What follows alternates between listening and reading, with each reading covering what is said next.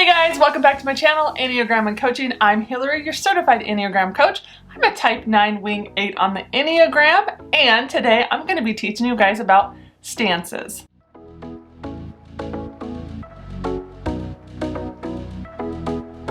Alright guys, so you've landed on this channel, you're ready to learn. We're going to dig in deep and learn about stances, but just in case you don't even know what the Enneagram is and you kind of just stumbled upon this video, I will link the video right here where I teach you the basics of the Enneagram, because today we're not going to cover the basics. We're going to go a little bit more in depth and cover the stances of the Enneagram. Okay, so let's dive in. What is a stance? The stances are called the dependent stance, the aggressive stance, and the withdrawn stance. And which type falls into which? Well, the type 1, the type 2, and the type 6 fall into the dependent stance. The type 3, the type 7, and the type 8 fall into the aggressive stance, and the type 4, 5, and 9 fall into the withdrawn stance. And none of these names are meant to be negative or harsh. They're just names to identify the stance. And you'll see as I'm teaching why they get those names.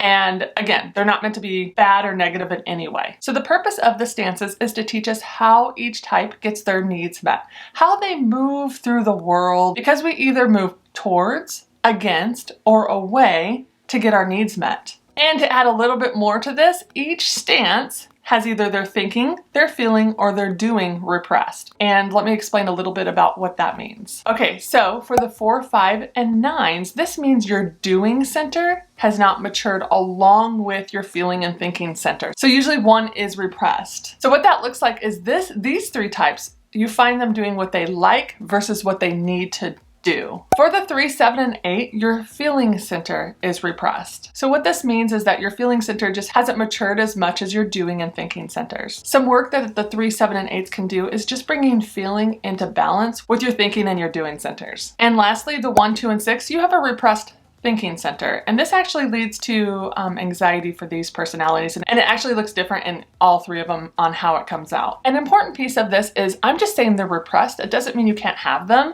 Some types actually already do. Sometimes have all three matured, because we do need thinking, feeling, and doing matured, right? We want them all in balance. And so all I'm saying is typically each of those three in whatever center they're in, center of intelligence that they're in, one of those can be repressed, but it doesn't mean they are. They actually all three can be matured. And just even the self-awareness of just knowing this right here could help you to mature the one that's repressed. And these centers of intelligence that I'm talking about might have been lost because of your childhood wounding message that every type has. And I've already done a video on that. I'll link that right here if you want to know your childhood wounding message.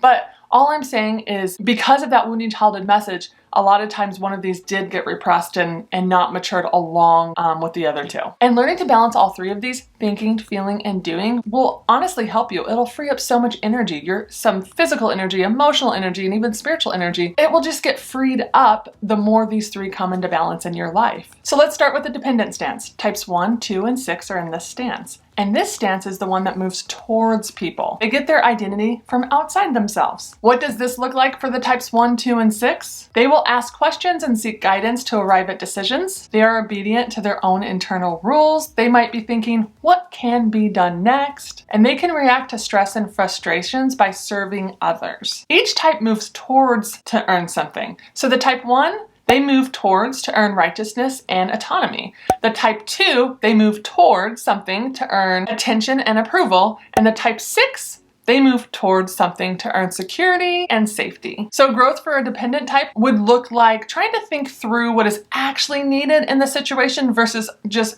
automatically going inward and going, what is my rules and what is my belief systems? So moving on to the aggressive stance, which actually can also be known as the assertive stance. These are the types 3, 7, and 8, and they move against people to get their needs met. Their aim is not to be aggressive. They simply just want to get where they want to go. They already know what that is, and they want to get it done. And this stance reacts to stress and frustrations by boasting, reinforcing, or enlarging their self-image instead of backing down or withdrawing. These three types take a direct approach that moves against what gets in the way of their pursuit of goals, the type 3, satisfaction, the type 7, and agenda, the type 8. So an idea of growth for the assertive types is try to be aware of how you feel and how everyone else feels before you go after what you think you need. So just, you know, take a pulse of the surrounding and make sure you know how everyone else feels too, and yourself. And yeah, that's an idea for growth. Next is the withdrawn stance. And the types that are in this stance, type 4, 5, and 9. So this type moves away from people to get their needs met.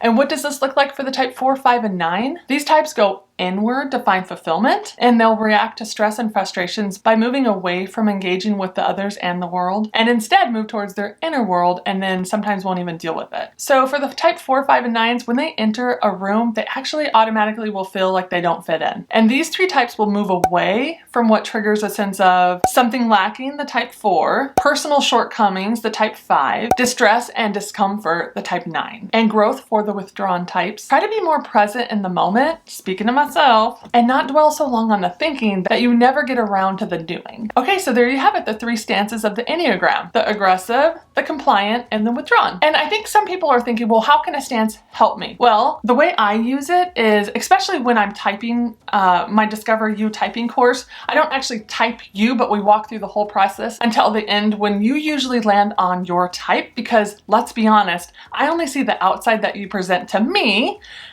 You know the inside of you. And so in my Discover You course, I will ask the questions and use the stances as a big piece of it. And my example is myself, because my top 3 test results were type 9, 6, and 7. So the type 9 in the withdrawn stance, the type 6 in the compliant stance, and the type 7 in the aggressive stance. Like, what are the odds that my top 3, I'd have a little bit of each stance, which it actually makes sense for a type 9.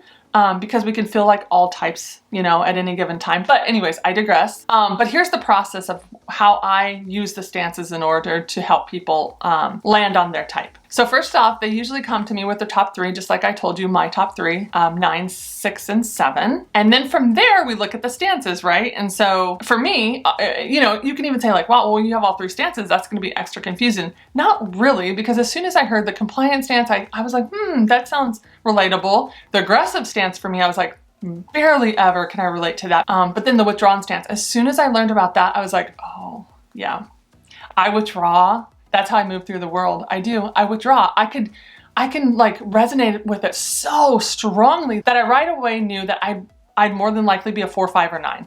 And so for me, it was a 9. 9 was in my top 3. So it made sense. It's not always that easy, I will be honest. It can take a long time to figure out your type, and that's okay. I've heard one of my teachers say, try a type on, see how it feels.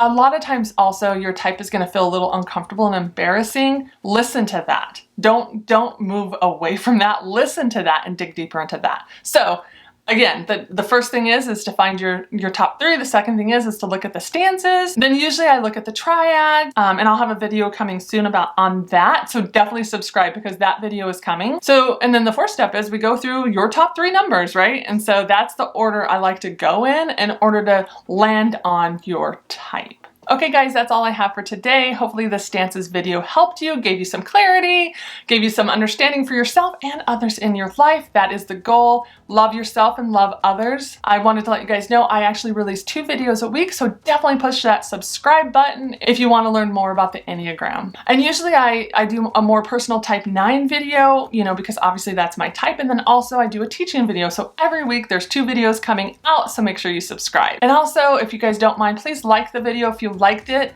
Just push the little like button, whether on your TV or your phone. It's super easy.